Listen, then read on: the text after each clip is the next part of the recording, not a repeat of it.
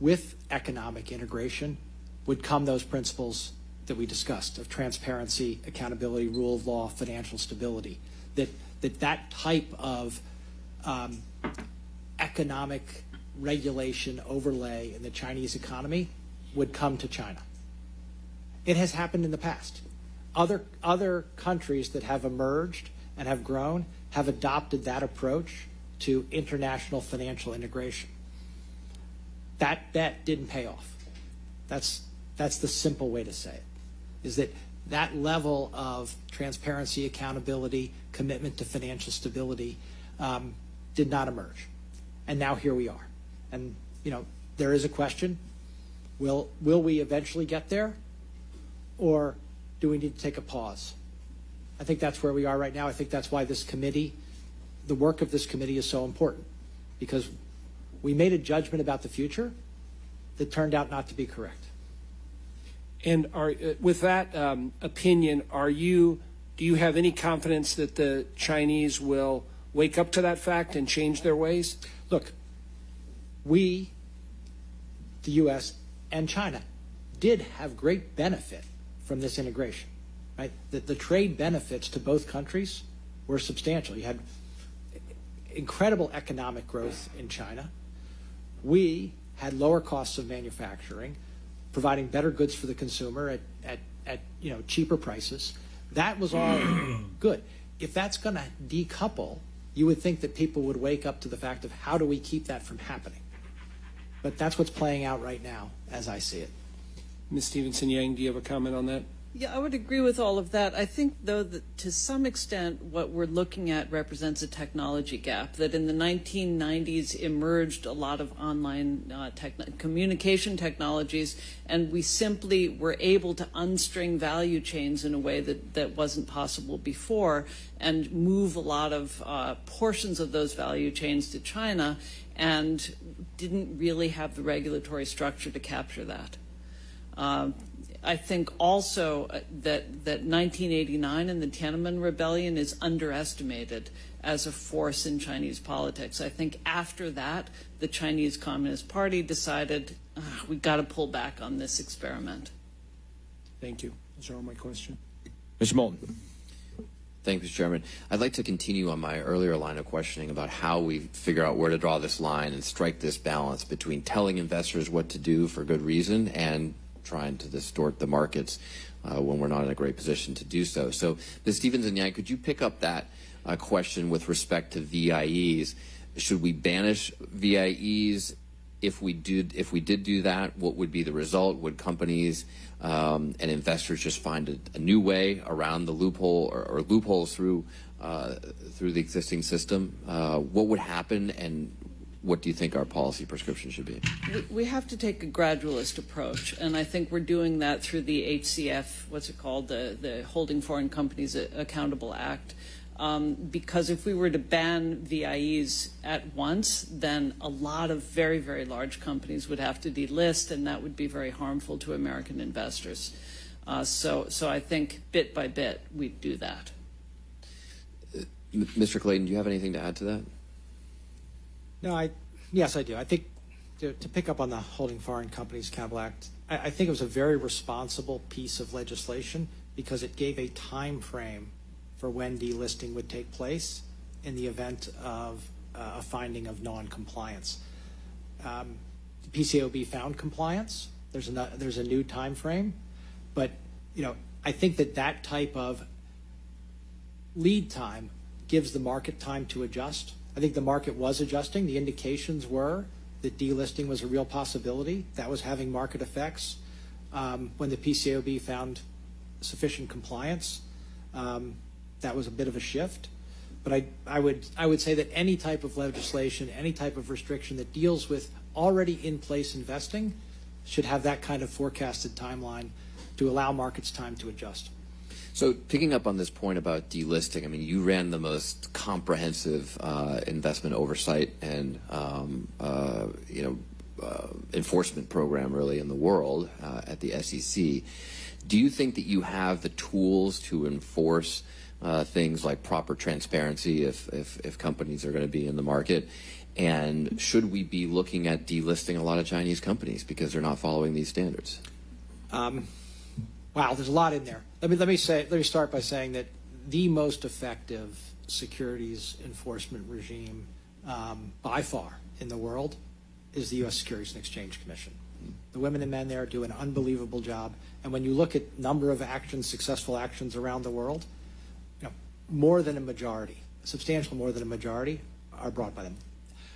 That said, the ability to bring an SEC action outside the United States, not a U.S. actor bringing securities in the United States, but actually to have an effect outside the United States, is very limited. And do you think it should be limited, or is that a place where legislation should allow the SEC more reign to do this, to take these kinds of actions? The long-standing view of international comedy was that local securities regulators and local law enforcement officials took care of local problems. But obviously that can't apply to the PRC. I mean, we learned earlier in this committee that the PRC has established police authorities in New York City. Yeah. Let me be very clear. I've said this publicly many times. U.S. investors should understand that if they are the victim of an offshore fraud, it is very, very difficult to get their money back. So in other words, your basic answer is that it should come back to managing risk, and it's not a place where the SEC should be given expanded powers. Yes, you do not have, in effect, you may have the same rights in words, but you do not have the same rights in effect when you're dealing with a U.S. company versus any company outside the United States. Ms. Stevenson-Yang, do you have anything to add to this? I don't really. I mean, there's a reason why Chinese companies like to list in the United States. It's the deepest and most liquid market, and you'd have to be really a sad little company to go to Singapore or another exchange. But even the SEC has limited range for regulation. Do you think that a lot of companies will simply change domiciles if that's what it takes to get around any sort of increased regulations that come out of Congress or this committee? They already have, to Hong Kong and to Shanghai. Right, thank you, Mr. Chairman. Just quick clarification, 10 seconds. PCAOB found compliance, sufficient compliance, right? But my understanding is that it's based on Chinese audits, and we don't know how many of these audits are actually failures. Can you explain that? Maybe I'm confused. Or take it for the record. Yeah. No, I'll take it for the record. I would encourage more dialogue between this committee as an oversight committee and that PCAOB process. Okay. We'll leave it cryptically there. Ms. Hinson. Thank you, Mr. Chairman. Obviously, this committee's goal is strategic competition with the Chinese Communist Party. And one of the ways where I think we can be strategically competitive, other than making investments in our people here in the United States, is really making investments in trade. That said, we are seeing China be very aggressive in developing relationships when it comes to trade, expanding BRICS, for example. So there was just an article, I think it was Bloomberg yesterday, that highlighted that Brazil has become the biggest exporter now of not only corn and soybeans, but cotton could be next. So obviously we're seeing these raw materials increase in supplies coming from these countries. China, India looking to be the dominant supplier of manufactured goods. So when we look at the aggressive action that China is taking in expanding BRICS, what do you think that risk poses to the United States economy? Well, I'd say on the specific case of Brazil and corn and soybeans and to some extent iron ore, and met coal, the shift came as a result of tariffs that were poorly thought out in the previous administration, and that shift may not shift back. As for what we should do now, I'm sorry, I forgot. I think obviously we're just seeing China be so aggressive here in terms of expanding that. So I think, we face some serious risk to our economy with these member nations coming in. It's being aggressive in expanding what you might term the global south, a sort of reconstruction of Nehru's sort of non-aligned movement. And I think that's because it doesn't have a lot of choice. I think if China were as welcome in the United States and Europe, if the exports were as strong to those countries as they used to be, then you wouldn't see this same BRICS expansion. What do you think? Obviously, China is not living up to its end of trade deals that we've made with them, and obviously, when you look at the commitments that they've made to purchase U.S. goods, they're now purchasing those from other nations. How can we counter that other than continuing to expand our trade relations with other countries as well? Spread the risk, focus on multilateralism. I think this is going to be a significant problem for Iowa and for some other, a couple of other states in the middle of the United States as the Chinese economy starts to deflate and demand fewer soybeans, corn, pork, and so forth. And I'm not sure there's much we can do about that. Yeah.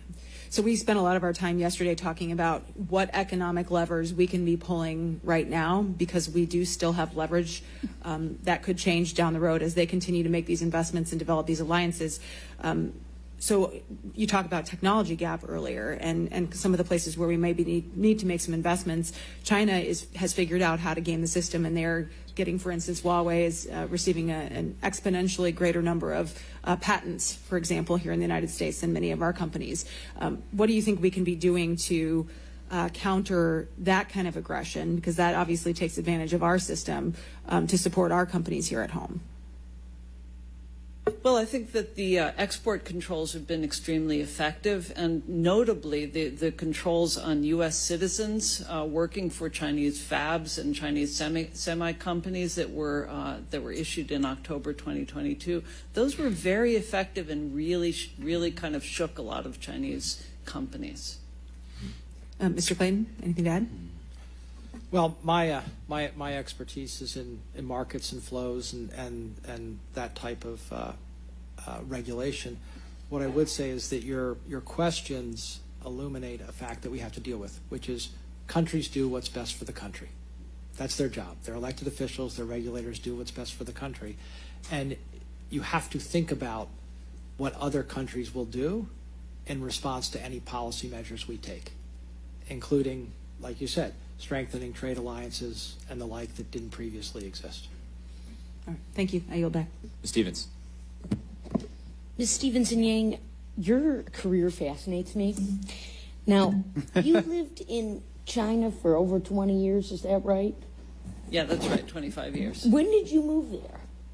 Moved there the first time in 1985.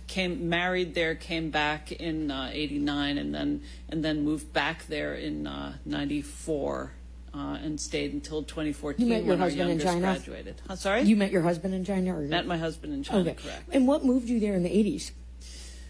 Just, I worked. You know how much I earned for being a journalist? $25 a story.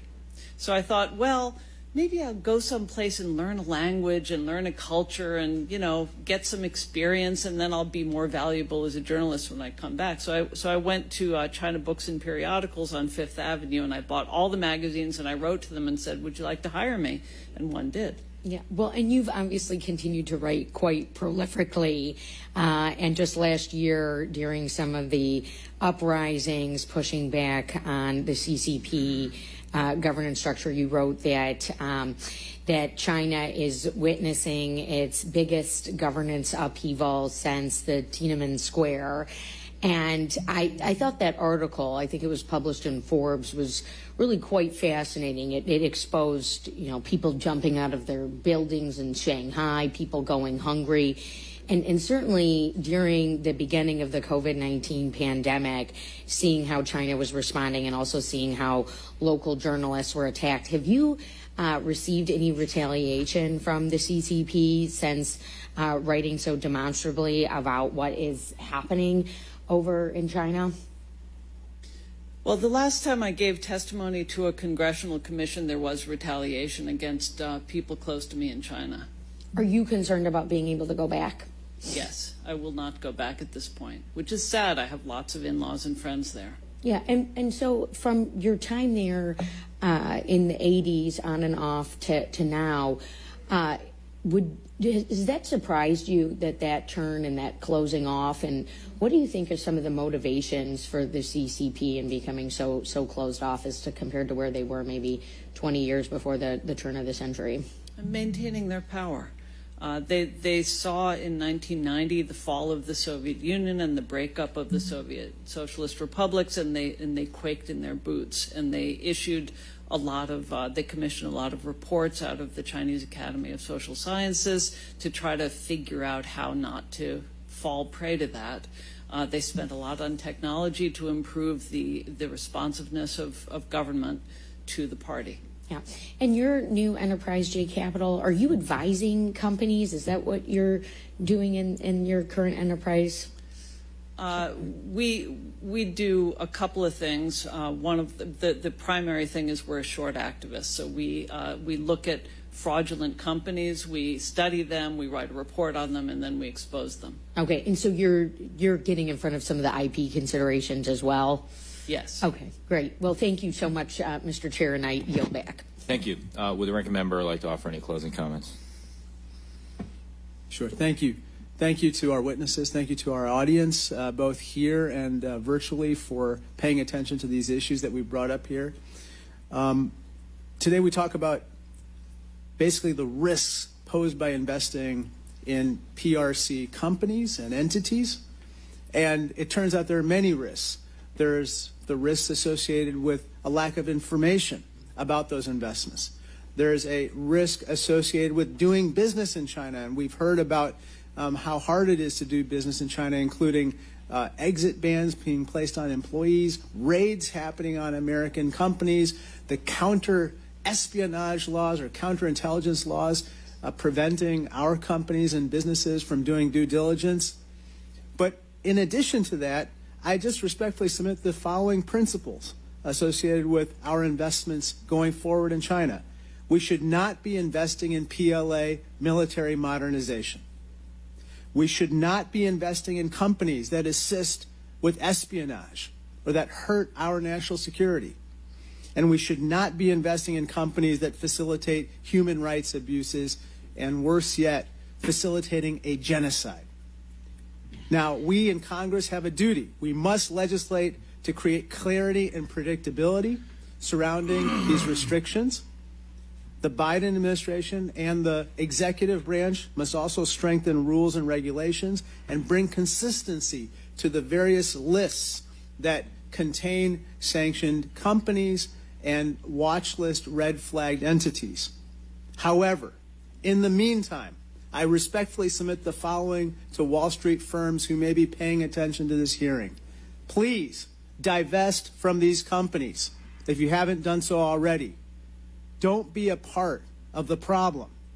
Don't be invested in PLA military modernization. Don't facilitate espionage or activities that could endanger our national security. And for heaven's sakes, don't invest in companies that facilitate human rights abuses. You have the right to do these things currently in many cases, but it's not the right thing to do. I yield back. I thank the ranking member. Someone said something yesterday to the effect of, well, Jay Clayton and Stevenson Yang, we don't agree on everything, but we sort of are thinking in the same direction. Why not have one of the asset managers, the bankers, testify before the committee? To which I said, that'd be great. They're not eager to testify before the committee, though they have an open invitation. But it's been very helpful, even notwithstanding the secrecy issues I mentioned before, to get pushback, I think. That's how we improve our policy recommendations, our ideas, and what we're after are solutions that last and endure beyond which way the political winds are blowing, left or right, at a particular moment.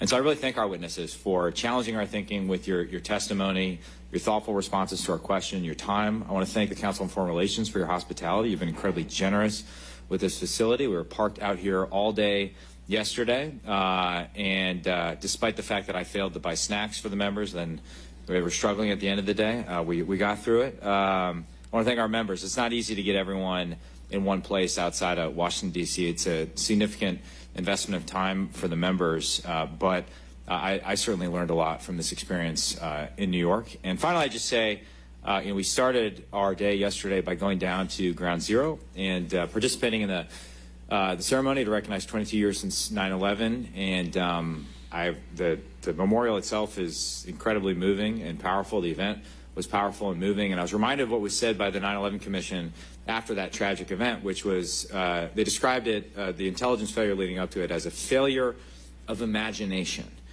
And what we're trying to do by engaging in tough conversations with Wall Street, by doing tabletop exercise, is to imagine some of the worst case scenarios so that we can avoid them, so that we can prevent them. Because an ounce of prevention, an ounce of deterrence is worth a pound, if not more, of warfare. I mean, the consequences of getting this wrong are so massive that we have to devote as much time and energy to getting it right now, while we still have a window to diffuse a war over Taiwan or something like that. So thank you to members for your commitment and for helping us think through all the imaginative possibilities in a bipartisan fashion. With that, questions for the record are due 1 week from today on September 19th. And without objection, the committee hearing is adjourned.